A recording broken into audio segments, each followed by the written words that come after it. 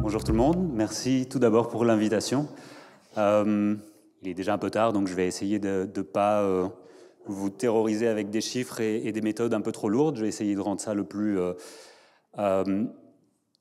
pratique et le plus interpellant pour vous. Lorsqu'on voulait parler de territoire, il me semblait assez important de parler d'un concept qui est assez clé, surtout dans cette transition écologique, qui est celui du métabolisme urbain.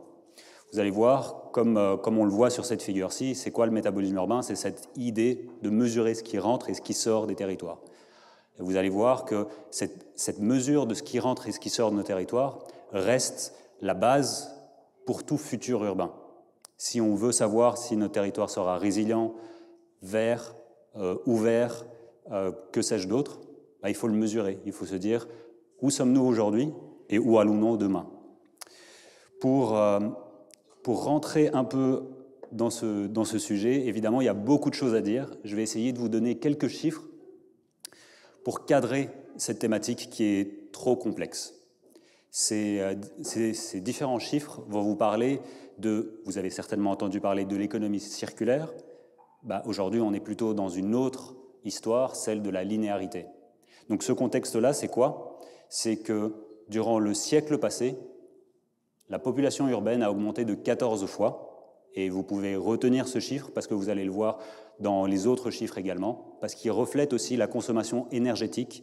Pendant un siècle, aujourd'hui, on consomme environ 14 à 15 fois plus que le début du siècle. La même chose pour les gaz à effet de serre, la même chose sur quasi les déchets, et la même chose, mais x2 par rapport à la masse de nos villes. Donc aujourd'hui, la planète pèse 30 fois plus que ce qu'elle pesait au début du XXe siècle, et c'est largement dû à la construction et à l'opération des villes. Donc si on regarde d'un peu plus près, je veux m'attarder un peu sur les matériaux, tous les matériaux. Donc la biomasse, ce qu'on mange, les matériaux de construction, ce qui nous entoure, mais aussi les métaux et les énergies non renouvelables qui nous permettent d'opérer nos villes. Ce que vous allez voir ici, c'est qu'on consomme aujourd'hui 12 fois plus qu'au début du siècle. Donc on extrait, aujourd'hui on est à du 100 milliards de tonnes par an, plus ou moins. Si on le divise par les 7, disons 10 milliards de personnes, vous faites vite le calcul, vous vous dites combien de milliards de tonnes ou de matériaux on a besoin par personne. Par contre, ces matériaux ne sont pas extraits de la même manière et à la même vitesse. C'est surtout les matériaux de construction et pour construire les villes qu'on extrait aujourd'hui. Vous voyez que c'est fois 50 l'extraction de matériaux de construction durant ce dernier siècle. Et si on regarde d'un peu plus près, à partir de la Seconde Guerre mondiale, on consomme plus de matériaux pour nourrir nos villes que pour nous nourrir. La majorité des matériaux sont là pour construire les villes, étendre les villes et opérer les villes. Donc quand on parle de transition écologique, les villes, et en général les territoires, sont vraiment le nœud du problème. Si on ne résout pas ce problème-ci dans les villes et dans les territoires, on peut oublier un peu. Ce qui est important, j'ai parlé de l'extraction, mais il y a aussi la masse. Tout ce que vous regardez autour de vous, c'est de la masse. On peut peser et on peut regarder combien pèsent nos territoires. Ça peut paraître une obsession de mesurer des choses, j'adore faire ça, mais réellement, ça nous permet de nous dire ça ne vient pas de nulle part, toute cette matière. Et il faut, à un moment, ce bâtiment va être rénové. Donc il faudra encore une autre matière. Ce n'est pas juste on utilise de la matière et après c'est fini. Il y a cette fameuse entropie ou thermodynamie qui fait qu'on doit maintenir l'existant. Donc même si on arrête aujourd'hui de construire, on aura quand même besoin de l'entretenir. Donc il faut quand même bien garder ça en tête. En photo, qu'est-ce que ça donne? Ça va être des territoires d'extraction, ça va être des territoires de production ou de pollution, ça va être des territoires de transit. On peut s'imaginer qu'ici, il y a plein de hangars de logistique. Ça va être aussi des territoires comme celui-ci, ou alors comme celui-ci. Et c'est manifestement à cause de nos actions quotidiennes ou grâce à cause que tous ces flux-là existent partout sur la planète. Donc on n'est pas seul sur la planète et les villes sont un nœud de consommation plutôt qu'un nœud d'extraction et de production. Je vais remettre ceci dans un contexte. Mais surtout, vous allez me dire, bon, tu nous assommes de chiffres, et alors? Pourquoi c'est tellement important? Ok, on va se dire qu'il y aura peut-être plus de ressources, mais c'est surtout que ça a des impacts au niveau planétaire, environnemental, écosystémique, de biodiversité, etc., etc. Vous connaissez certainement cette figure des limites planétaires. D'ailleurs, elle n'est pas à jour. J'ai oublié de rajouter la 5e limite planétaire qui a été dépassée il y a quelques mois, celle des entités nouvelles qui est au fait le plastique dans les océans. Donc on voit que ce que représentent ces limites planétaires, c'est les limites d'habiter dans un monde où on peut encore s'en sortir, qui est encore qui peut encore nous accueillir de manière juste et de manière assez saine. Et ça, bon, il y a des graphes et des graphes et des graphes qui montrent la même chose, qui montrent cette espèce de croissance dans tout, que ça soit dans le monde urbain, que ça soit dans le monde de consommation, que ça soit dans le monde aussi environnemental. Donc dans l'environnement, il y a la même chose qui se passe, tout va vers le haut. Et vers le haut égale la mauvaise direction, si je dois faire la traduction. Donc si on doit récapituler cette situation anthropocène ou urbanocène, on consomme de plus en plus, on exporte ou on sort du système de plus en plus, on augmente ou on densifie notre stock, donc combien pèsent nos territoires, mais aussi on augmente combien de ressources non renouvelables nous utilisons. Le résultat de ceci, c'est qu'on éloigne de plus en plus les chaînes de valeur, les chaînes de production, les chaînes d'approvisionnement, etc., etc.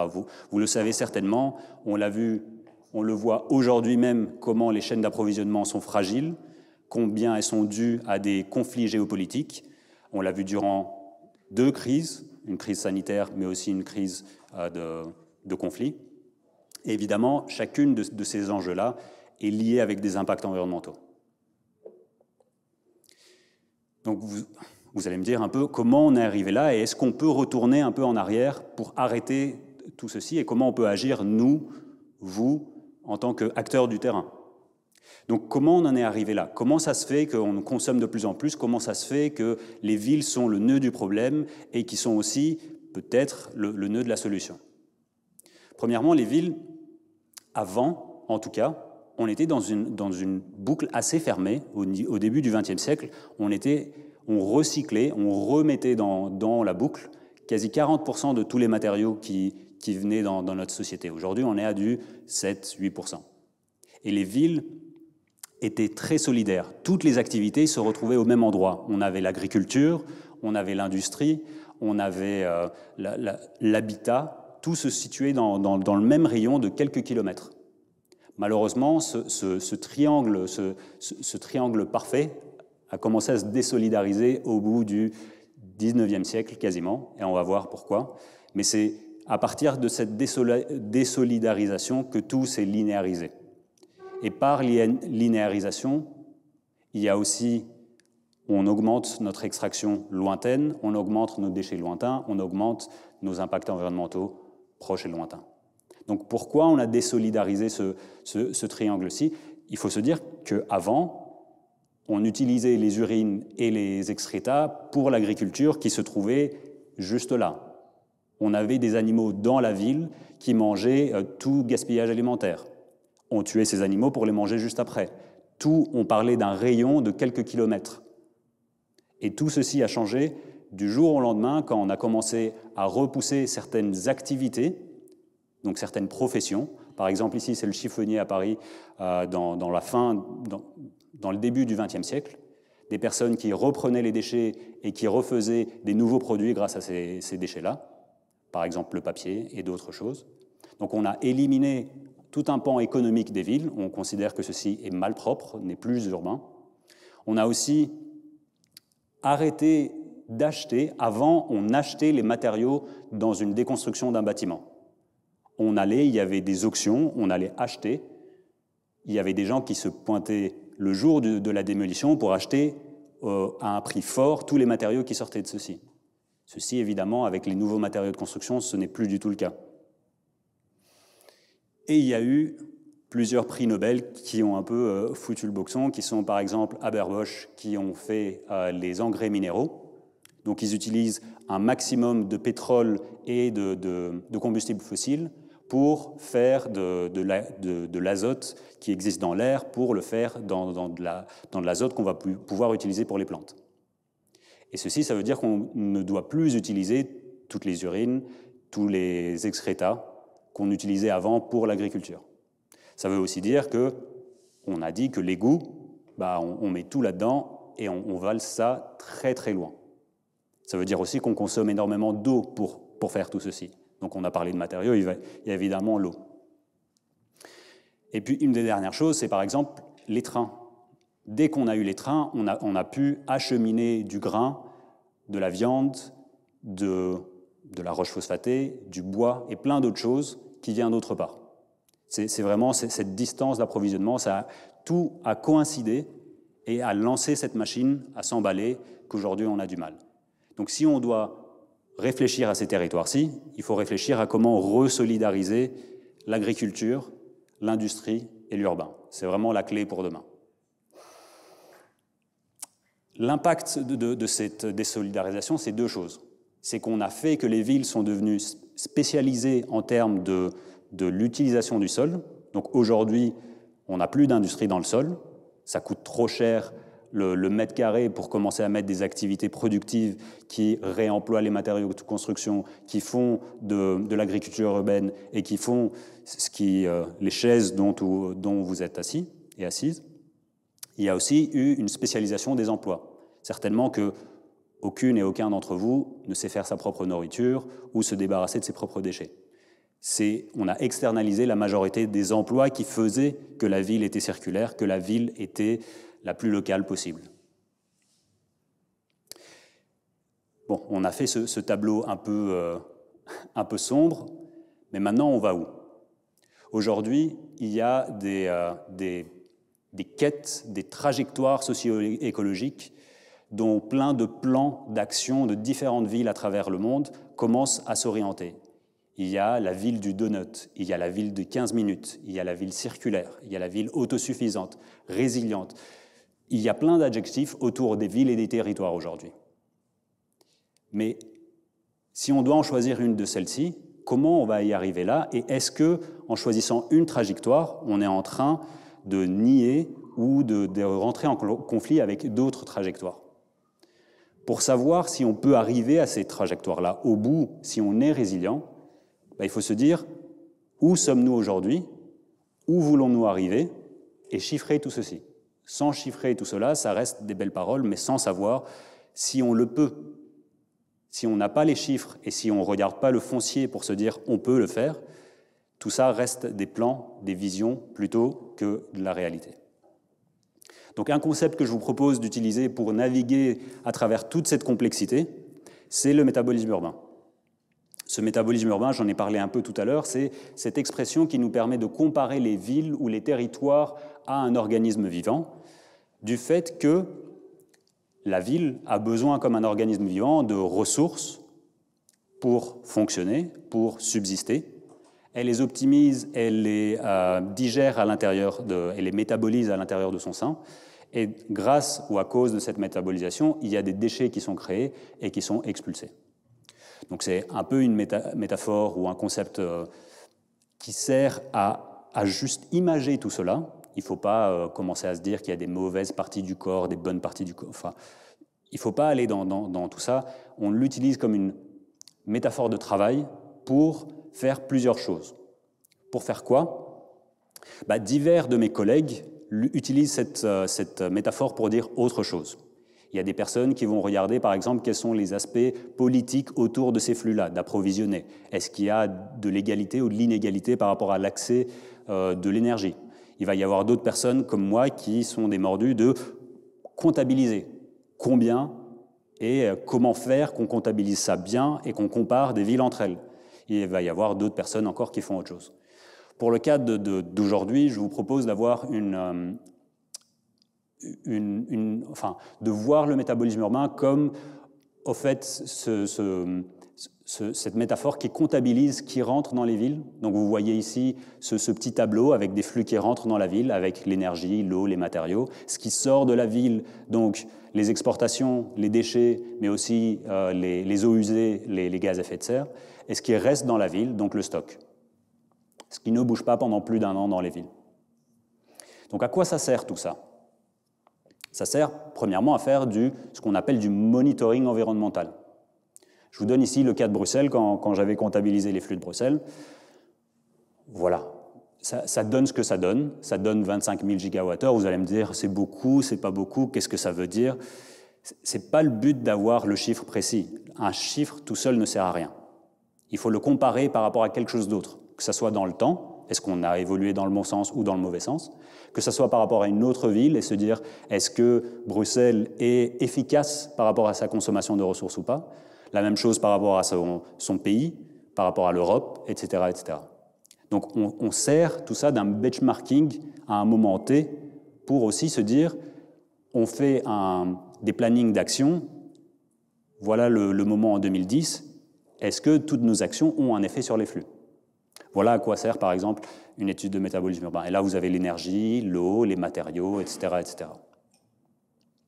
Donc ce que nous montre ici cette image-là, c'est que le métabolisme urbain de Bruxelles est ouvert, donc on a besoin de la majorité des choses qui n'existent pas dans le territoire. Il n'y a que 3% de l'eau qui est extraite localement dans le territoire, et il y a 3% de l'énergie de Bruxelles qui est produite localement.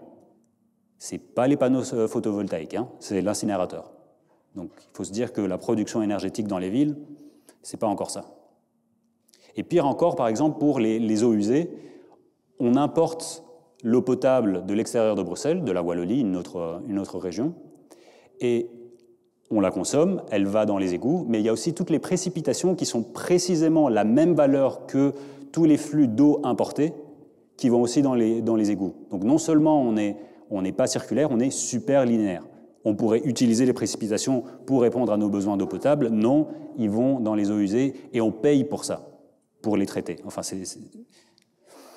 Une autre chose, donc là c'est le canton de Vaud, on commence à faire cet exercice-là pour tous les cantons suisses. On a des résultats préliminaires pour le canton de Vaud et le canton de Genève. Vous voyez par exemple que le canton de Vaud extrait de son propre territoire 5 000 tonnes, alors qu'elle en importe 23 24 000, donc quasi x5. Et le canton de Vaud est quand même assez grand, il y a quand même pas mal d'agriculture dedans. Et elle en exporte plus que ce qu'elle en importe. Et là, on commence à se poser des questions, mais comment ça se fait? Et d'ailleurs, on exporte les mêmes choses qu'on importe. Est-ce qu'on ne pourrait pas simplement juste rester un peu plus local? Enfin, on commence à se poser plein de questions une fois qu'on a tous ces chiffres-ci.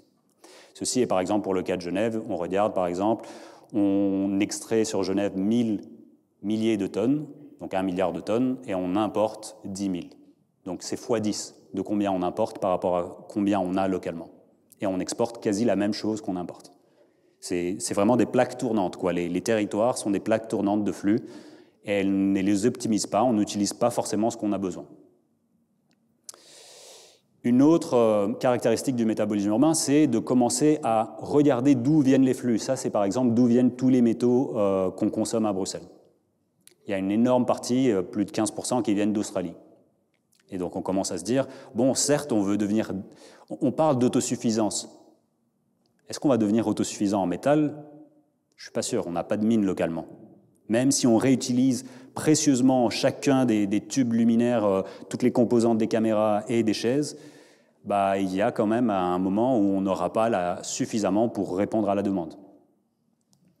Il y a une autre chose qui est super intéressante, donc on en a parlé plusieurs fois, mais on a mesuré combien pesait Melbourne, par exemple. On a regardé bâtiment par bâtiment, comment il est construit. C'est un peu grossier ce que je raconte, mais on a essayé de mesurer combien pesait Melbourne, et si on devait raser une ville et la reconstruire telle qu'elle aujourd'hui, combien d'énergie on nécessiterait, combien d'eau on nécessiterait, et combien de gaz à effet de serre ça produirait. Mais aussi combien de métal, combien de de béton ou autre chose est contenu dans une ville. Pourquoi on fait tout ça? Parce que, je vais faire une petite parenthèse parce qu'on a aussi regardé, on a fait ça pour Bruxelles, il y a aussi une étude sur Genève. Donc vous voyez par exemple sur le slide du haut combien pèse en tonnes par kilomètre carré, donc un peu la densité massique de différentes villes. Et vous voyez comment Paris, par exemple, a une densité massique énorme comparée à Genève ou Pékin. Et si on le fait par habitant, on voit que Genève, là, commence à être beaucoup plus haute comparée à d'autres villes. Donc c'est assez intéressant de voir quelle forme de ville est aussi la plus consommatrice de matériaux. Et pourquoi? Et par habitant, comment ça se passe tout ça? Si vous êtes architecte, urbaniste ou vous bossez dans l'immobilier, c'est des chiffres qui sont prépondérants par rapport à quelle est la ville de demain et comment on planifie la ville de demain. Et sur Melbourne, on avait aussi retrouvé que si on doit construire 1 kilomètre carré de ville, combien de ressources nous avons besoin? Donc aujourd'hui, on a zéro idée, on parle de territoire zéro carbone. Enfin, je ne sais pas d'où viennent les matériaux, comment ils sont construits et comment ces bâtiments vont être opérationnels. Là, vous avez au moins une certaine idée. On construit une zone industrielle ou on rénove un certain parc. Il faut avoir une idée de ces chiffres, de ces ordres de grandeur. Sans cela, on fonctionne un peu dans le vide. Donc, pourquoi sert le métabolisme urbain? Si je dois le résumer, c'est connaître nos flux, connaître nos stocks et connaître notre impact en tant que ville, en tant que citoyen, en tant qu'administration. Mais aussi avoir des ordres de grandeur en tête de combien on a besoin par an, par personne, et comprendre les efforts requis pour en arriver là. Une fois qu'on a tout ça, on peut aussi commencer à identifier les secteurs clés où on devrait agir. Peut-être faire une filière de réemploi. Quels sont les acteurs que nous devrons activer? Est-ce qu'il y a de l'espace pour les activer?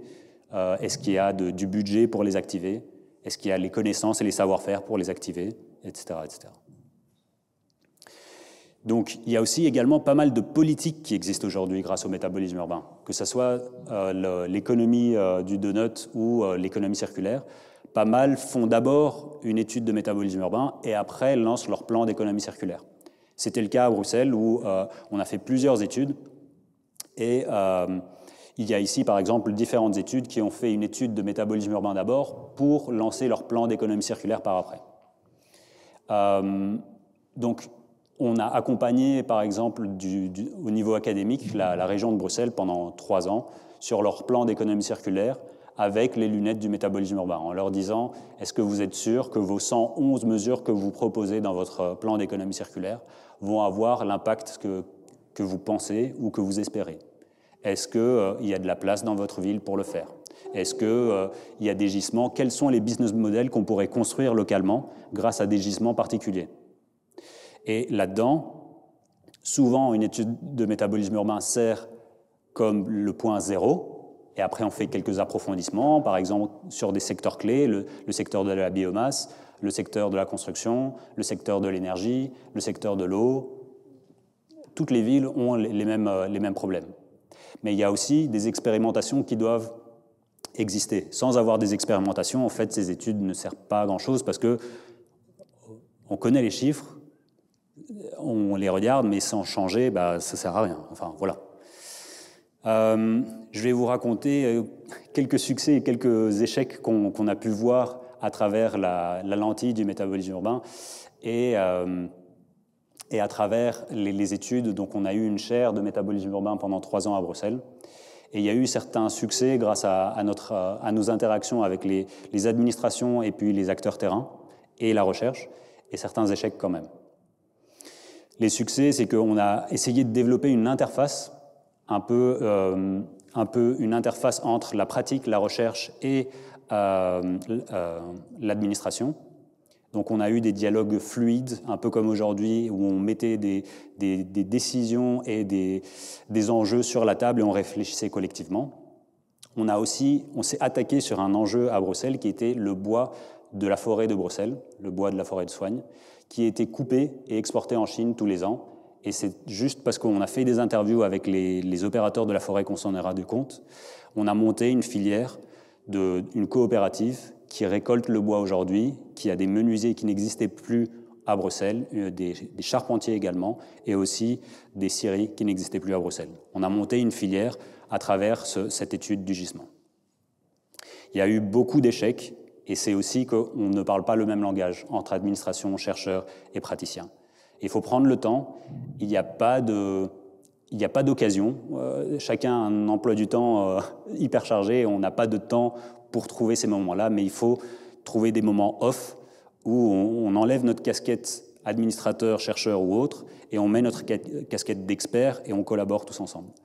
On a aussi eu du mal à mesurer la circularité de Bruxelles avant et après. Donc on ne peut pas vous dire, après 30 millions d'euros qui ont été financés, est-ce que Bruxelles est circulaire de combien de pourcents de plus qu'avant le plan, ce qui est assez tragique quand même. Je vais vous présenter ici quelques outils qui pourraient vous être utiles si vous voulez vous lancer là-dedans ou si vous êtes déjà actif là-dedans. Des outils, donc ça c'est avec notre asso Metabolism of Cities, où on a plus de 90 villes qui font des tableaux de bord métaboliques elles-mêmes. C'est des tableaux ouverts, donc tout ça est open source. Et on est plus de 200 personnes sur la planète qui contribuent. On met des données dedans, on les visualise. Par exemple, pour le cas de Genève, on a plus de 200 données qu'on a prises grâce au SITG et plein d'autres endroits pour quantifier les flux et les stocks, surtout les flux et les infrastructures de Genève. On peut après les visualiser. Vous pouvez aussi faire des cartes interactives qui vous permettent de localiser où se trouvent les points pour récolter les déchets, où se trouvent les activités productives, où se trouve là où on extrait des matériaux, etc., et qui vous permet d'être au fait un outil de collaboration. Vous l'avez sous la main et vous pouvez commencer à dire « Ok, on va pouvoir développer, est-ce qu'on a des ressources proches, est-ce qu'on a de la place pour le faire, etc. etc. » Donc là, on avait regardé par exemple les activités productives à Genève, et puis les zonings, et puis là où on traite les déchets. On voit que tout ça est quand même assez bien mis les uns sur les autres. Ça, je vais passer. Et puis, on a aussi fait des outils de matchmaking de foncier et de matériaux. Donc, les entreprises en général ont des déchets et d'autres ont besoin de ressources où nous pouvons les relier ensemble. Mais aussi, en termes de foncier, il y a des fonciers sous-utilisés et plutôt que de construire du neuf, on pourrait utiliser des endroits sous-employés. Donc on a, par exemple, on avait fait l'expérience à Bruxelles sur plein d'entreprises. C'est encore une fois une autre plateforme open source qui permet chacun et chacune de l'utiliser, de faire des connexions entre entreprises pour minimiser les déchets, minimiser les ressources qui sont requises et aussi minimiser les espaces sous-employés. On va avoir bientôt une plateforme sur les stocks. Et puis, on a toute une méthodologie sur mesurer la circularité des villes. Vous pouvez regarder ce site internet si ça vous intéresse en plus. Je vais vous laisser avec deux choses. Un podcast, le Circular Metabolism Podcast, où on interviewe des chercheurs, des praticiens, praticiennes, mais aussi des gens des administrations, sur comment réduire l'impact environnemental des villes. Donc il y a plus de 40 épisodes, vous pourrez un peu vous inspirer. Et puis finalement, on a aussi des cours et des formations en ligne, gratuites encore une fois, si vous voulez approfondir un peu la thématique du métabolisme urbain. Donc je vais clôturer par dire qu'il faut connaître vos flux, il faut connaître les activités qui existent afin de commencer à les mettre ensemble si vous voulez vous lancer vers n'importe quelle trajectoire socio-écologique des villes. Voilà.